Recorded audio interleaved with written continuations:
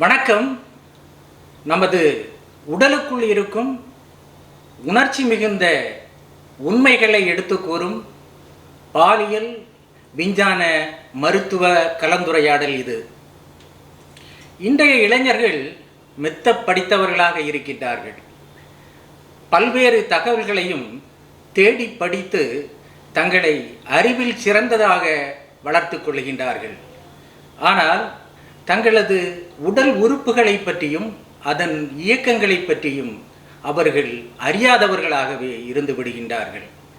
குறிப்பிட்டு சொல்ல வேண்டுமென்றால், இனப்பெருக்க உறுப்புகளை பற்றிய விஞ்ஞான அறிவுகள் அவர்களுக்கு இல்லாமல் இருக்கின்றது. அதை பற்றி பேசுவதற்கும் தெரிந்து கொள்வதற்கும் கூச்சப்பட்டு தப்பாக புரிந்து கொண்டு குழம்பி போய் காணப்படுகின்றார்கள்.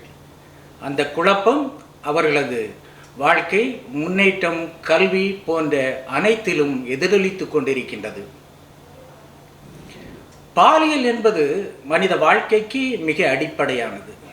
ஏனென்றால் நமது பெற்றோர்களுடைய பாலியல் செயல்பாட்டு பரிணாமமே நம்மை குழந்தைகளாக படைத்து இந்த உலகத்திற்கு தந்திருக்கின்றது. அதனால் ஒவ்வொருவரும் தங்களுடைய வாழ்க்கையை இன்பமாக அனுபவிக்கவும் ஆராதிக்கவும் அவர்கள் மனித இனப்பெருக்க உறுப்புகளை பற்றி அறிந்து கொள்ள வேண்டியது மிக மிக அவசியமாக இருந்து கொண்டிருக்கின்றது. 18 முதல் 25 வயதுக்கு உட்பட்ட இளைஞர்களிடம் சமீபத்தில் ஒரு கருத்து கணிப்பு எடுக்கப்பட்டிருக்கின்றது. அதில் சுய இன்பம் பற்றி இளைஞர்கள் மிக தவறான புரிதல்களை கொண்டிருப்பதாக அந்த கருத்து கணிப்பு உறுதி செய்கின்றது. அதனால் அவர்கள் குழம்பி போய் அவருடைய வாழ்க்கையும் வளர்ச்சியும் தடைபடுகின்றது. அந்த தடைகளை போக்கும் விதமாக பிரபல பாலியல் டாக்டர் காமராஜ் அவர்கள் சுய இன்பம் பற்றி, அதில் இருக்கக்கூடிய பிரச்சனைகளை பற்றி தெள்ள தெளிவாக நம்மோடு இங்கே உரையாட இருக்கின்றார்கள்.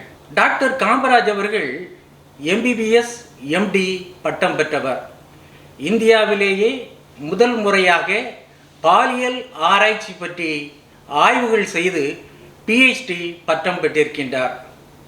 35 ஆண்டுகளுக்கு மேலாக சுமார் 7 லட்சத்திற்கும் மேற்பட்டவருடைய பாலியல் குறைபாடுகளை சீர் செய்து அவருடைய வாழ்க்கை மகிழ்ச்சிகரமாக அமைய காரணமாக இருந்து கொண்டிருக்கின்றார்.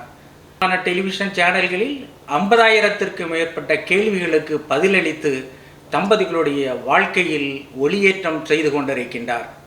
அவர்களை நாம் இப்போது இந்த நிகழ்ச்சியில் சந்திக்க இருக்கின்றோம். சுய இன்பம் பற்றிய அனைத்து கேள்விகளுக்கும் அனைத்து சந்தேகங்களுக்கும் டாக்டர் காமராஜ் அவர்கள் இங்கே விடை தர இருக்கின்றார்கள். வணக்கம் டாக்டர். வணக்கம். கடந்த 35 ஆண்டுகள் நீங்கள் இந்த செக்ஸ் குறைபாட்டை போக்குகின்ற இந்த சிகிச்சை முறையில் இருந்து கொண்டிருக்கின்றீர்கள்.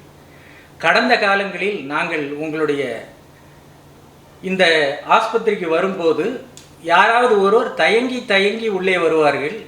வருகிறவர்கள் கூட சரியாக பேசாமல் கூச்சப்பட்டு திணறிக் கொண்டிருப்பார்கள்.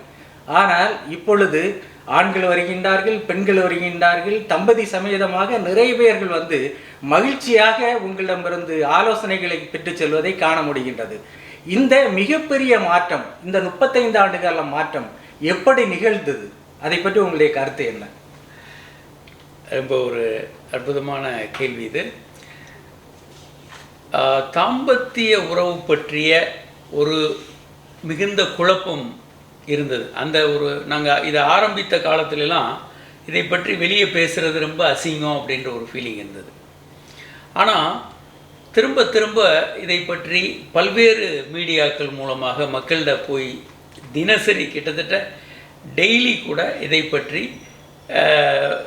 கேள்விகளுக்கு பதில் சொல்கிறது, இந்த டாப்பிக்கை பேசுகிறது, கலந்துரையாடல், பத்திரிகையில் எழுதுறது, மாநாடுகள் நடத்துறது, பல்வேறு வகையில் மக்கள்கிட்ட போய் இதை கொண்டு போய் சேர்த்ததில் இப்போ வந்து எளிமையாக வர்றாங்க. ஒரு நம்பிக்கை வருது. திரும்ப நம்மளை பல இடத்துல பார்க்கும்போது அவங்களுக்கு ஒரு நம்பிக்கை இருக்குது, இந்த டாக்டர்கிட்ட போய் ஆலோசனை கேட்கலாம் அப்படின்ற ஒரு கான்ஃபிடென்ஸ் அவங்களுக்கு வருது. ஆனால் அது ஒரு தலைமுறை. இப்போ புதுசாக இன்னொருத்த ஜென்ரேஷன் வர்றாங்க. இவங்க +2 முடிச்சுட்டு புதுசாக வர்றவங்க மாதிரி சரி. போன வருடம் +2 எழுதிடுறாங்க, அவங்க போயிடுறாங்க அடுத்த காலேஜுக்கு. இந்த வருடம் ஒரு பேட்ச் ஒரு 2 லட்சம் பேர் 3 லட்சம் பேர் எழுதுறாங்க. அது போல் சரி. இப்போ புதிய இளைஞர்கள் மறுபடியும் வர்றாங்க.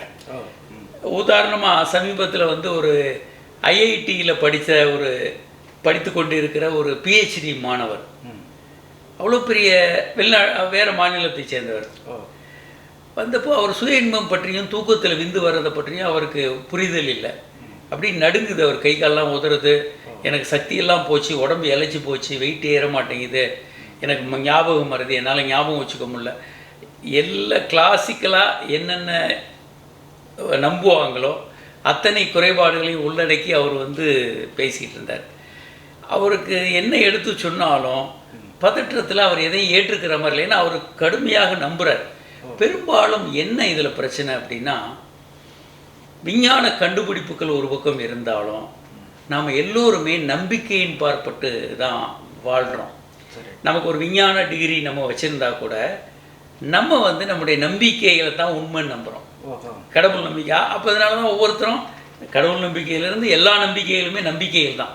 சரி. நம்ம அந்த விஞ்ஞான ஒளியில் எல்லாத்தையும் வச்சு செக் பண்ணி அப்புறம் அதை நம்புறதில்லை. அப்போ என்ன ஆகுதுன்னா, சில நம்பிக்கைகள் ஆபத்து இல்லாத நம்பிக்கைகள், ஆனால் பல நம்பிக்கைகள் ஆபத்தானது. அந்த நண்பர் வரும்போது எனக்கு சுய இன்பத்தினால உடம்பே இழைச்சி போச்சு, கை நடுங்குது, ஆண்மை குறைவு இருக்குது, அது இருக்குது. அப்போ இப்படி நம்பும்போது அவரால் படிப்பில் கவனம் செலுத்த முடியாது. அவருடைய ஆராய்ச்சியில் அவர் முடிக்கக்கூட சிரமம் இருக்கும். அப்போ இது வந்து அவருடைய வாழ்க்கையை அதனுடைய எல்லா பகுதிகளையும் பாதிக்குது, அவருடைய ஆளுமையை பாதிக்கும். இது அவருடைய வளர்ச்சியை தடுக்கக்கூடிய ஒரு விஷயம். அதனால் இந்த பாலியல் பற்றிய கல்வி நேரடியாக இப்போ ஸ்கூலில் கொடுத்தாங்கன்னா ரொம்ப நல்லது. மாணவர்கள் நேரடியாக தங்கள் நம்பக்கூடிய பெற்றோர்கள் ஆசிரியர்கள்ட்டேருந்து தெரிந்து கொள்ளும்போது அவங்களுக்கு ஒரு நம்பிக்கை வரும். அப்படி இப்போ இல்லாத சூழலில் இந்த மாதிரியான மீடியாக்கள், உங்களை மாதிரியான பத்திரிகையாளர்கள் இதை கொண்டு போய் சேர்க்கிறது கண்டிப்பாக மிகப்பெரிய விழிப்புணர்வை ஏற்படுத்துன்றதில் சந்தேகம் இல்லை. அந்த விழிப்புணர்வு தான் இந்த மாற்றங்களுக்கு காரணம். நல்லது. ஒரு பிஹெச்டி படித்து உலகளாவிய ஒரு கல்வி அறிவு இருக்கிறவர் கூட ஒரு சுய இன்பம் அப்படிங்கிற ஒரு அடிப்படையான புரிதலில் எங்கே ஒரு சர்க்கிள் வருது, அதில் எங்கே ஒரு தவறு நடக்குது இந்த சமூகத்தில், இதை அவங்க புரிஞ்சிக்காமலே இருக்கிறதுக்கு என்ன காரணம்? சார், முதல்ல நம்ம சிறு குழந்தையாக இருக்கிறோம். நம்ம அப்பா அம்மாட்ட வந்து நான் எப்படி பிறந்தோம் அப்படின்னா தவிட்டுக்கு வாங்கினோம், இல்லை நான் கோயிலில் கண்டெடுத்தேன், எனத்தையாவது சொல்லுவாங்க. அவங்க வந்து ஒரு ஓரளவுக்கு உண்மையை சொல்கிறதில்ல. பட் இங்கேருந்தே தப்பு. குழந்தைகளுக்கு வந்து அவங்க ஏதாவது ஒரு கேள்வி கேட்டாங்கன்னா அவங்க சிந்திக்கிறாங்கன்னு அர்த்தம். அப்போ பெற்றோர்கள் வந்து அவர்களுக்கு தெரிந்த அளவுக்கு உண்மையை எளிமையான முறையில் ஆபாசம் இல்லாமல் சொல்லித்தர முடியும். வயிற்றில் குழந்தை உருவாகுது அப்படின்னு சொல்லி அவங்க சொல்ல முடியும். இது ரொம்ப எளிமையான ஒரு உண்மை தான். அதே மாதிரி இந்த சானிட்டரி நாப்கின் பற்றிய டிவியில் ஓடிக்கிட்டு இருக்கோம். அப்போல்லாம் இந்த பருவ வயது வரும்போது இந்த மாதவிலக்கு சுழற்சி வருன்றதெல்லாம் சொல்லலாம். பல்வேறு விஷயங்களை அந்தந்த வயதிற்கு ஏற்ற மாதிரி சொன்னால் போதும். நம்ம அதிகமாக சொல்லிட்டோன்னு பயப்பட வேண்டாம். ஏன்னா நமக்கு பிஹெச்டி மேத்தமெட்டிக்ஸ் யாராவது சொல்லி கொடுத்தாங்கன்னா மூளையில் ஏறாது, அது போயிடும். நமக்கு என்ன புரியுமோ நமக்கு அந்த அளவுக்கு தான் புரியும். அதனால் அதிகமாக நீங்கள் எதையும் சொல்லி கெடுத்துறதுன்றது சாத்தியம் இல்லை. இரண்டாவதாக அடுத்த லெவல் ஸ்கூலுக்கு போகிறோம். அங்கே நம்ம நம்பக்கூடியவர்கள் யார்? ஆசிரியர்கள். அவங்க மேலே நம்ம மிகுந்த நம்பிக்கை வைக்கிறோம். அப்போ அவங்க இதை கொஞ்சம் சொல்லி கொடுத்தாங்க, சரியான முறையில் சொல்லி கொடுக்க முடியும். ஏன்னா அவங்களுக்கு பயிற்சி அளித்து அவங்க சரியான சொல்லித்தர முடியும் இந்த கருத்துக்களை. ஏன்னா இப்போ உலகம் உருண்டை அப்படின்னு நாம் என்றைக்கும் பார்த்ததில்லை. பூமி தான் சூரியனை சுற்றுது, அதையும் நம்ம பார்த்ததில்லை. நம்ம காலையில் பார்க்குறோம் கிழக்கு சூரியன் உதிக்குது, மேற்க மறையுது. நம்ம டெய்லி அதை பார்க்குறோம். சூரிய பகவான் ரதத்தில் வந்து கிழக்கு உதித்து மேலே போய் பின்னால் கடலில் போயிட்டு பின்னால் திரும்பி வர்றான்னு தான் நம்பிக்கிட்டு இருந்தாங்க தாலமி காலம் வரைக்கும். ஆனால் இதை உடைத்து தகர்த்தெறிந்தது வந்து அடுத்து வந்த விஞ்ஞானிகள். ஆனால் இந்த கருத்துக்களை கெப்லர் வந்து பயந்துக்கிட்டே தான் சொன்னார். அவர் யாருன்னு பேர் சொல்லாமல் அடையாளம் தெரியாமல் தான் எழுதி வச்சார்.